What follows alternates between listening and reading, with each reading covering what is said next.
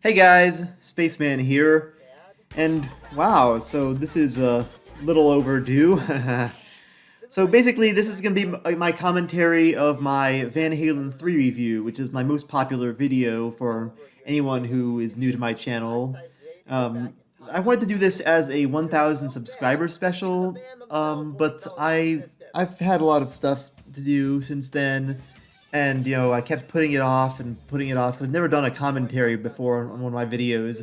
So by the time I'm recording this, I'm closer to 1.5 thousand subscribers than 1,000, but better late than never, right?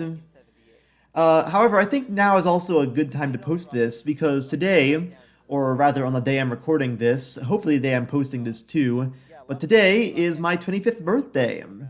So yeah, it's September 10th. Happy birthday to me. I figured this was a good way of celebrating my birthday, is just to look back at this video that was pretty big for me.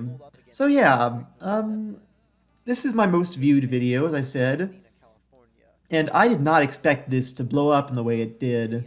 I really didn't. Like, I really have to thank, once again, the awesome guys at Van Halen News Desk for putting it up on their site. For those of you who don't know, Van Halen News Desk is the band's, their semi-official website. It's not the official one, but when Van Halen was still around, it was a site that they used for official album announcements and stuff, and tour announcements, and I think the band themselves probably visited the site, so it's just so cool that they would share my dinky little review video on what I think at the time was the anniversary um, of the Van Halen 3 album being released. So yeah, that was pretty cool, first of all, but of course, I got a lot of views in this video after the death of Eddie Van Halen. And as a content creator, I kind of have mixed feelings about that. On the one hand, I'm glad so many people seem to enjoy my funny little review video that I made. But on the other hand, I don't know, Eddie Van Halen's death was very rough. Like, as a fan and as someone who, first indirectly blew up because of Van Halen, like, this one hits hard. Van Halen's been a big influence in my own songwriting for my music and stuff. And Eddie Van Halen, he was a great guitarist, and you don't need me to tell you that, obviously. He was so influential. He was a fantastic musician, not just on guitar, but on piano as well. And, a good songwriter, and it's almost been a year since his death, and we're still feeling it, His influence on guitar was vast, and he will sorely be missed.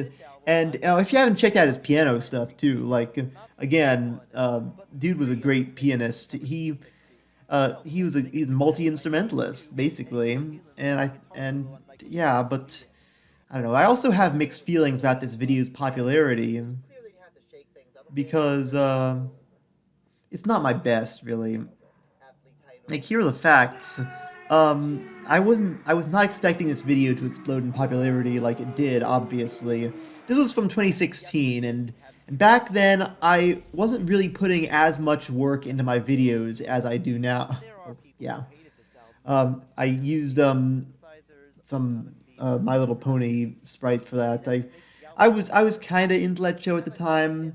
Now I'm kind of not really into it, uh, as much at least.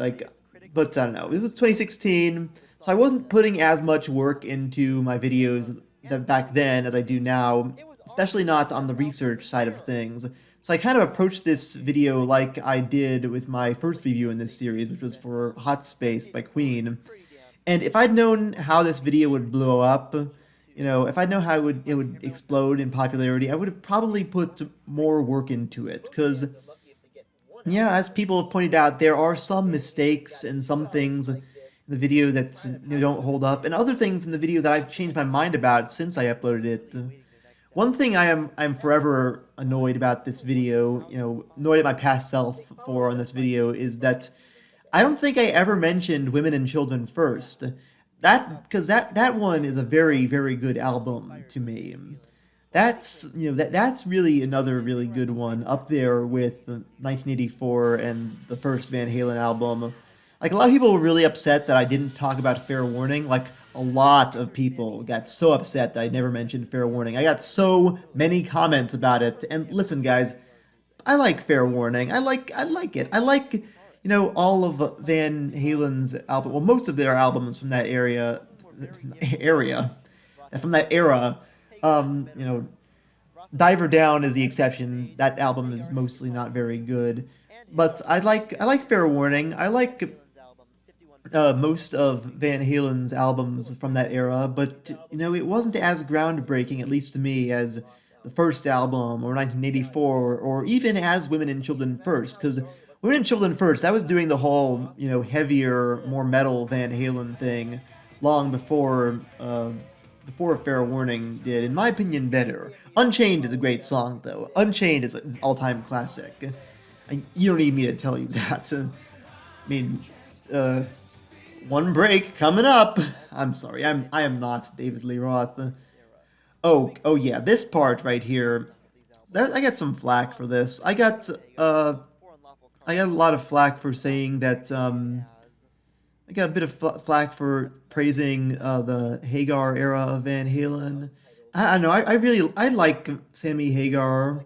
I think that he did a good job in Van Halen. Just a very different era than the Roth era of the band. So anyway, I don't regret or resent this video. I don't want you to think that I do, but I just wish I could have gone back and redo some stuff about it.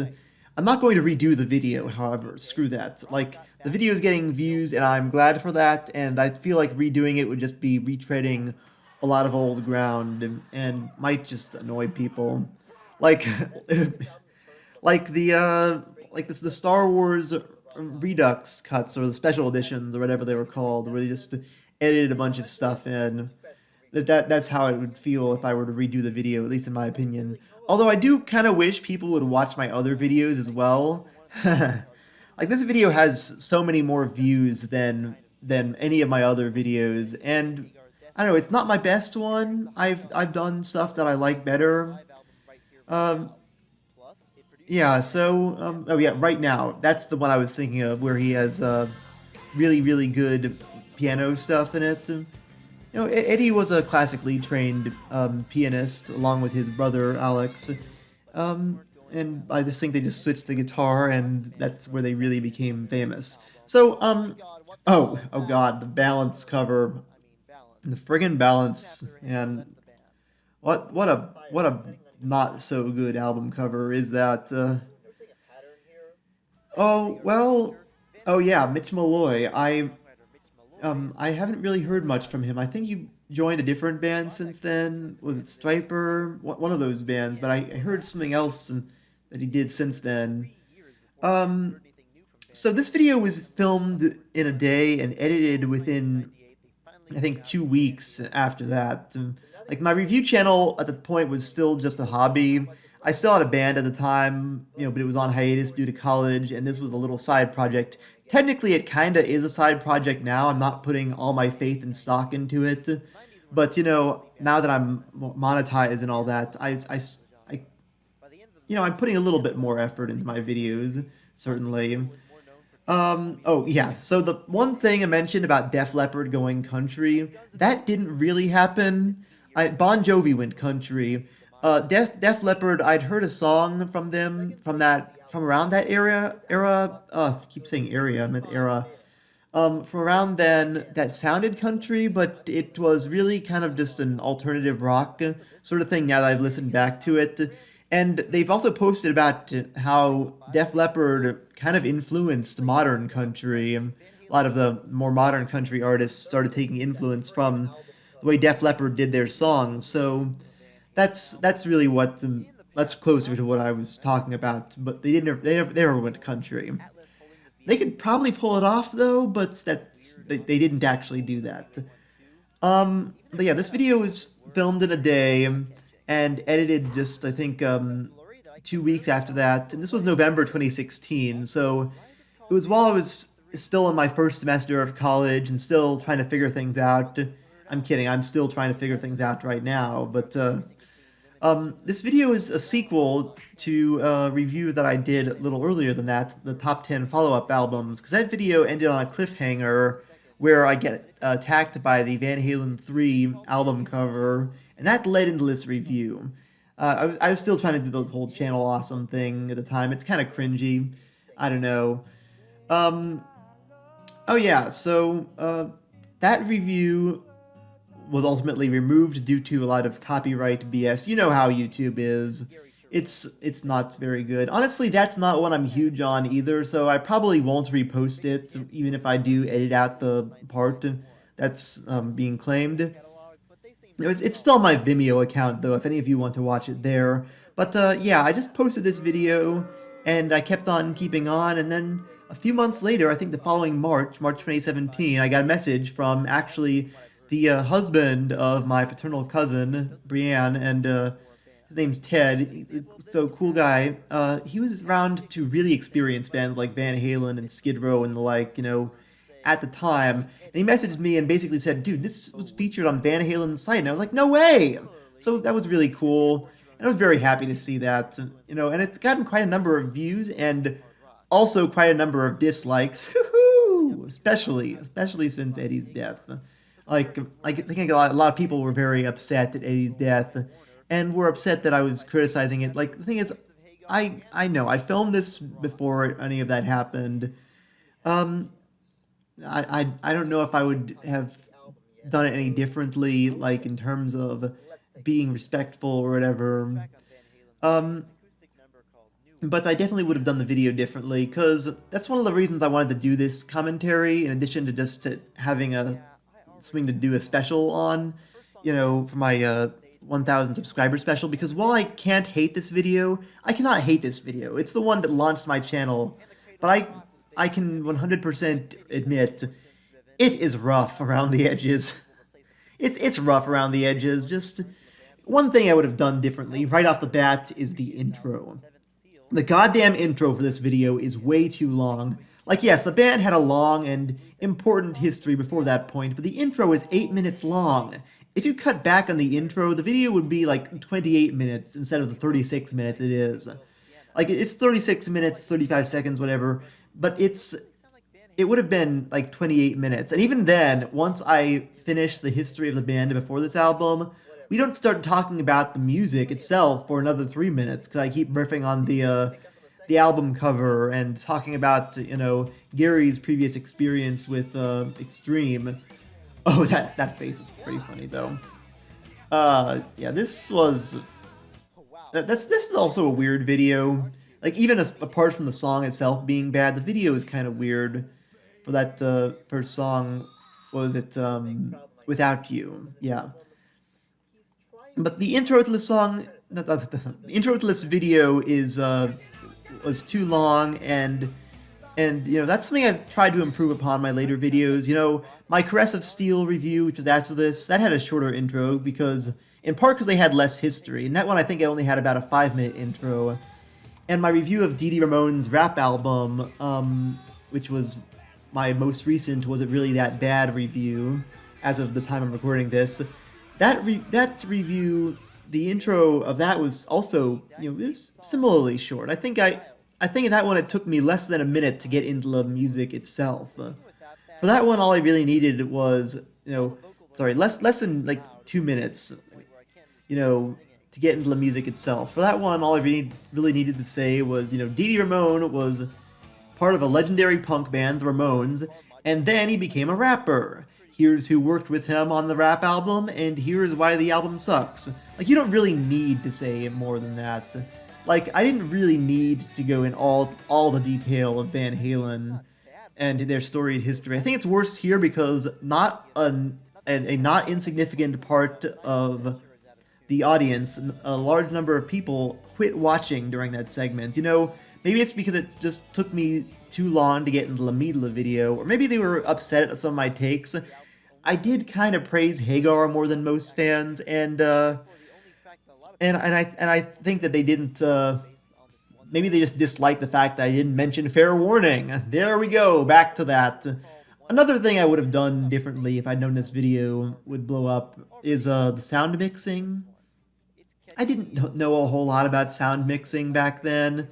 I actually got a certificate in music recording tech after moving out for the first time, and I'm currently working on a minor in music industry, which includes a bunch of audio classes. Plus, I've taken internships at recording studios since then, so I know more about mixing now. And you don't have to take all those classes to make YouTube videos, but oh, okay. So this part right here, mistake number one in my video. Yeah, I got that wrong. I thought the line was Batman looking for attention, but it was actually Batman looking for attention. Yeah, that was a dumb mistake on my part, I'll admit. It doesn't make the lyrics in the song any less inept, though, but credit where credit is due, he was saying Badman and not Batman. Okay, so that one as well. I also got a lot of flack for the Willy Wonka gag, because apparently people are convinced that the Candyman can was not a Willy Wonka reference, but a Sammy Davis Jr. reference. And listen, I looked it up multiple times. The song The Candyman appeared in Willy Wonka and the Chocolate Factory in 1971, a year before Sammy Davis Jr. covered it in 72. And I've looked it up, it's Willy Wonka. And I've told people this, and they're still convinced, no, it was Sammy Davis. Like, okay, yeah, whatever, Kyle. God. Can you tell I'm a bit annoyed? Maybe I shouldn't be. I don't know. People just correct me on things that I don't know. I've gotten a lot of comments. I'm also very tired right now. Okay, so another thing I would have done differently is the audio mixing, because like having taken all those classes that I mentioned, the mixing here is so bad. Like, it's so bad. I don't usually go back and watch my older videos, and that's one of the things that makes me cringe so much about these older videos, isn't even the content of the videos themselves, even if it's not always the best, but like the audio mixing in all of them was just not very good. Also, I wasn't using a microphone with my camera at the time like I am in my newer videos. I was just using the camera's built-in camera recorder, which also explains some of the comments I got in this one, why I seem to have a lisp. I got a lot of people attacking me in the comments for supposedly having a lisp, which I don't. If you're hearing me right now, I don't have a lisp. I do have a stutter, though. I don't know if you've heard that. I've talked about the stutter before, but the audio from the microphone makes me sound like I have a lisp, and this isn't uncommon. This is not a rare thing to happen. Something similar happened to Leslie Odom Jr. in Hamilton when he's playing Aaron Burr. He sings it in the studio and doesn't seem to have a lisp, but the microphone is placed differently on his body than it was on the other actor's body in the live performance, and so he seems to have one there.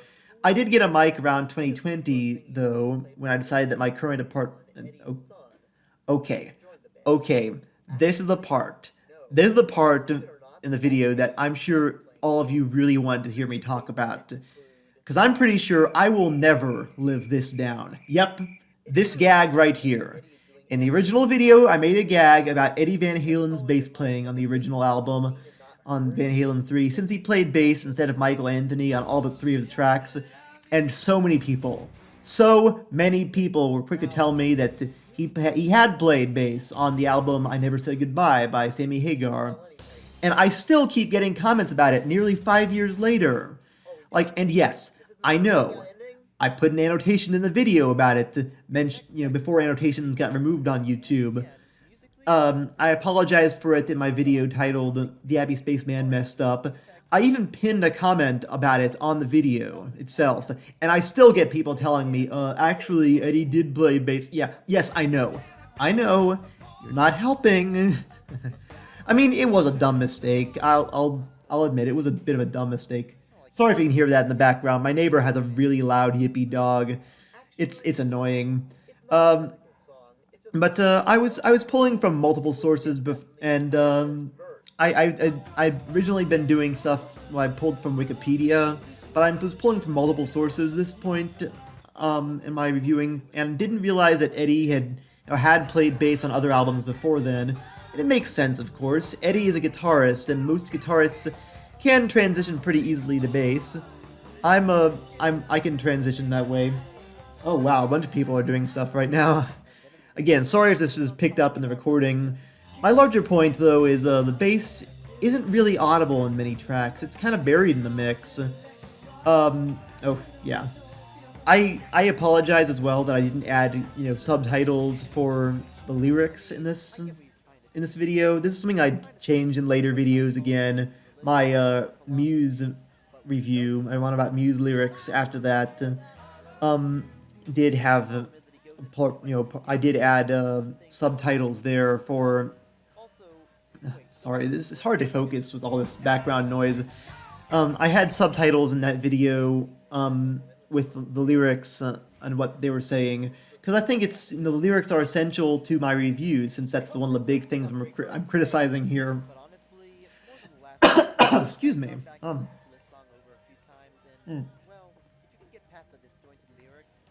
Yeah, so the lyrics are something I wish I had added subtitles to, because I think it would have strengthened my video, and it's something I'd changed in later ones.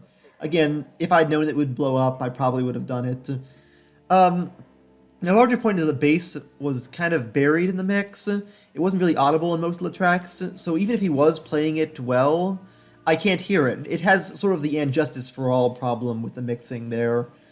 And also it sucks that Michael Anthony got screwed over in the process. Like, Michael Anthony's bass playing and background singing is legitimately one of the best aspects of this band.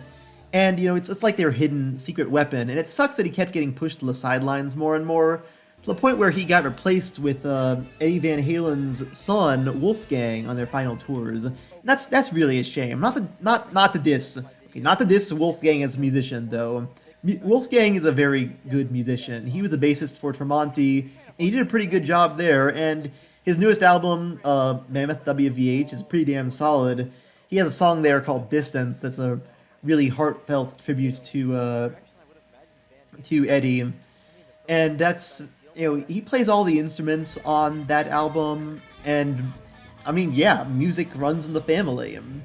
He's a great musician. I think Crash Thompson, another reviewer on YouTube, covers this in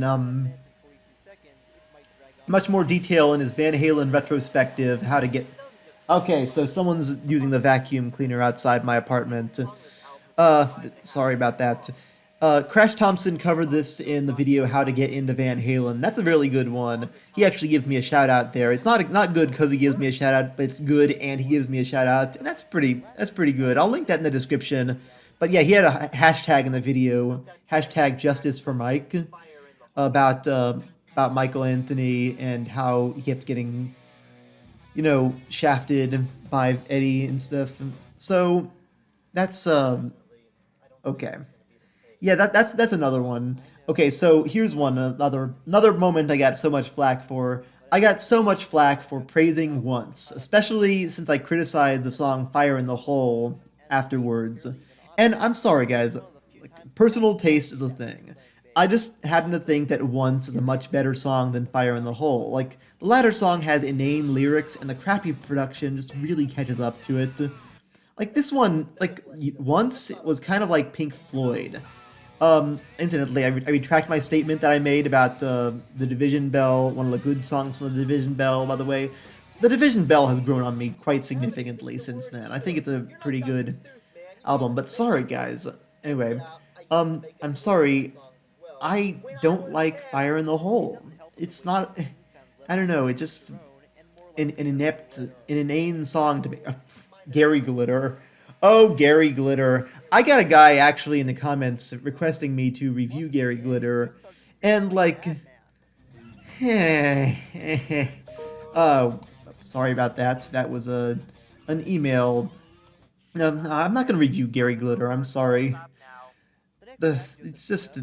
It's too much of an issue talking about Gary Glitter, all that.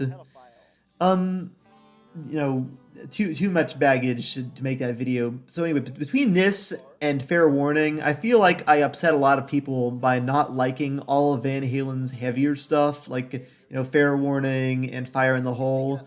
Again, not dissing them, because their heavy stuff is obviously really, really good. I mean, Women and Children First, great album. But I don't only like them for when they're heavy, that's the thing. Okay, okay. Now that we're off that subject, let's go on to this one. I'll get back to this mixing in a later bit. So I didn't realize at the time that Gary Cherone wrote the song Josephina about his mom. You know, it's not common knowledge or anything. It wasn't on the Genius page or the Song Facts page about this song. Was Genius a thing at the time? I think it might have still been Rap Genius at the time I made this video. 2016, I'll have to look that up later. But yeah, Gary Cherone's mom is named Josephina, but it wasn't listed on the Song Facts page about this song at the time. There isn't any info about his mom on his own Wikipedia page. The only thing that let me know about it was a comment. Someone left in the comments, of course, so thank you for that. And, genuinely, thank you for that. The only thing that clued me in about it was a tweet that he posted on, I think, Mother's Day when he quoted this song, Josephina. I wouldn't have known unless I had seen that tweet, and it was, I don't know, it was an honest mistake. I admit, I'll take the L on that one. I'll take the L on that. I'll take the L on the part about the bass, about Eddie Van Halen's bass, and I'll take the L on the bad man instead of Batman part.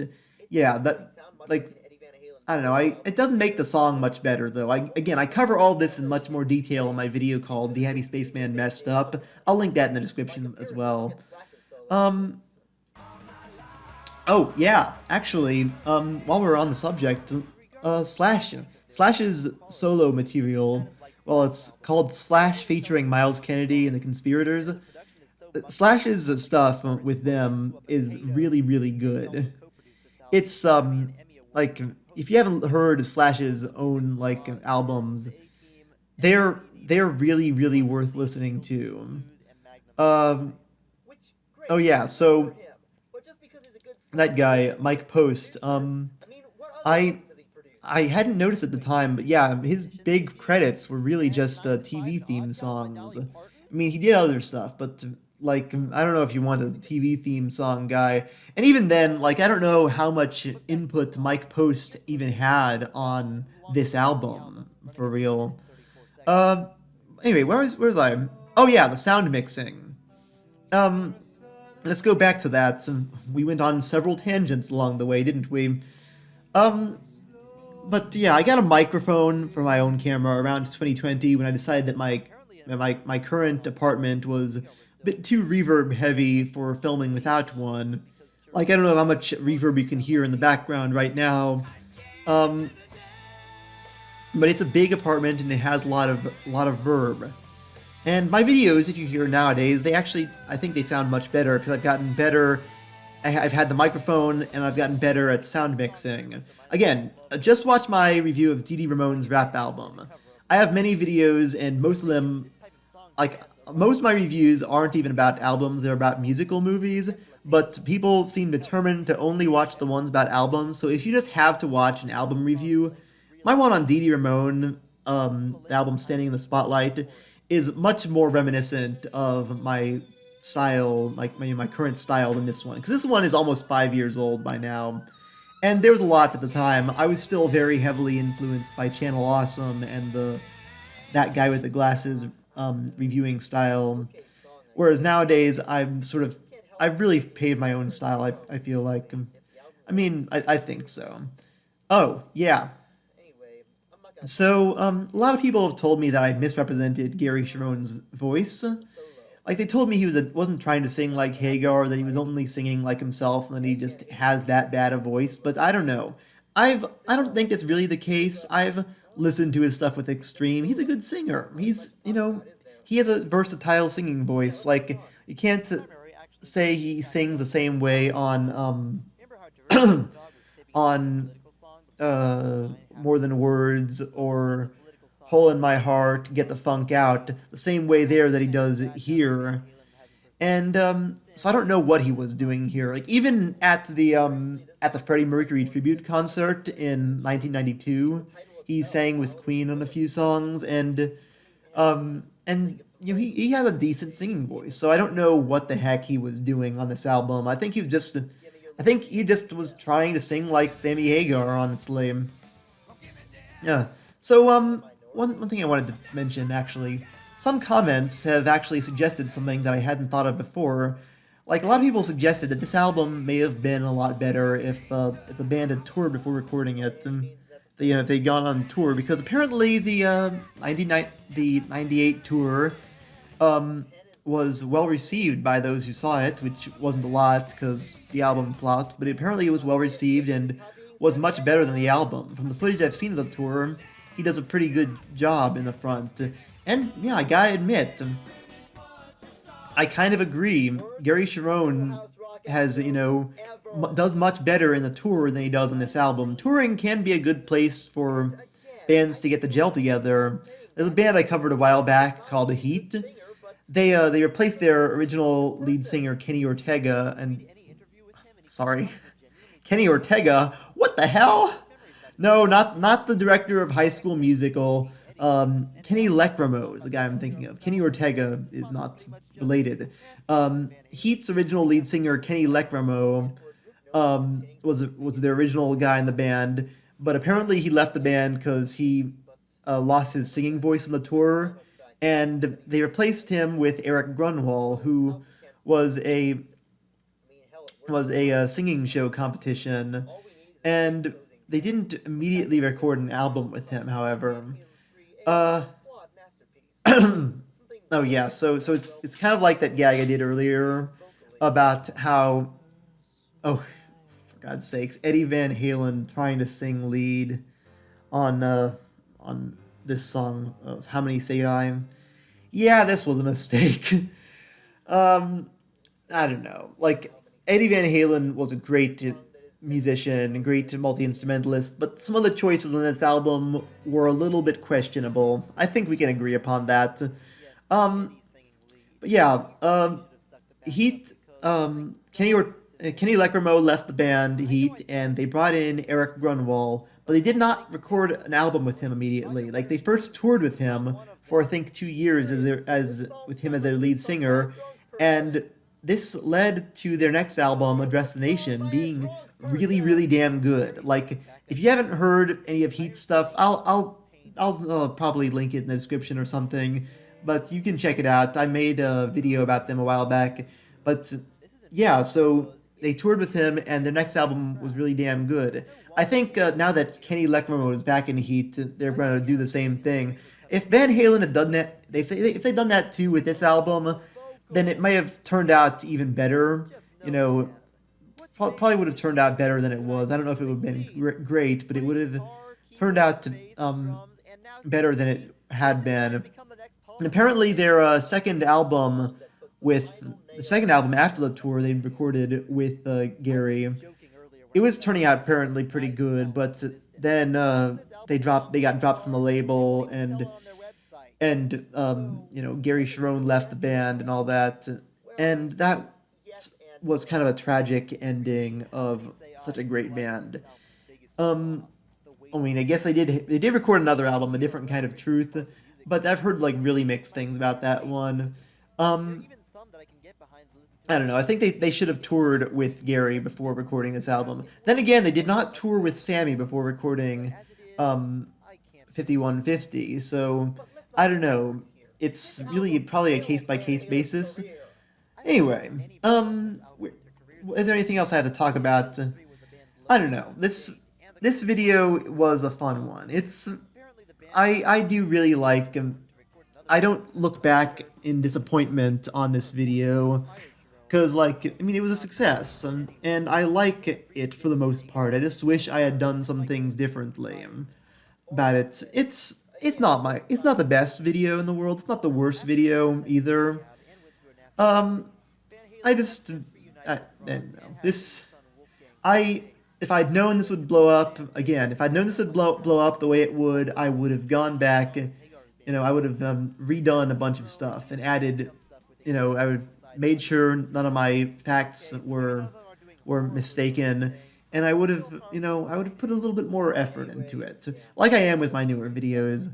So for everyone who got into this channel because of this video, I want to say a huge thank you to them, and for everyone who's still watching this video, thank you as well. I hope this video clears some things up. This commentary about my review, because I have so much to address about this video, and so much that I didn't even get to probably in this commentary. Oh yes, the ending gag where I get zapped by Eddie Van Halen. And it's definitely not an image of Eddie added in post-production. He's clearly really there. It occurs to me, like, there's a small possibility that some of the guys from Van Halen might have actually seen this video, which also makes me kind of proud about how this turned out. I don't know. It's a video I have mixed feelings about. But I hope you guys like this commentary. I hope you guys are having a wonderful day. I'm going to go off and enjoy the rest of my birthday now that this commentary is over. Anyway, see you around the space, same bat time, same bat place. I don't know. I'm gonna be working on some more videos later. I have a few in mind. I'm gonna be working on a review of Music from the Elder by Kiss. I had a thought that I could do a review of some anti-rock propaganda. There's a lot of material there. But yeah, hope you guys are staying safe, and I am going to go off and enjoy the rest of my birthday. So yeah, have a good one.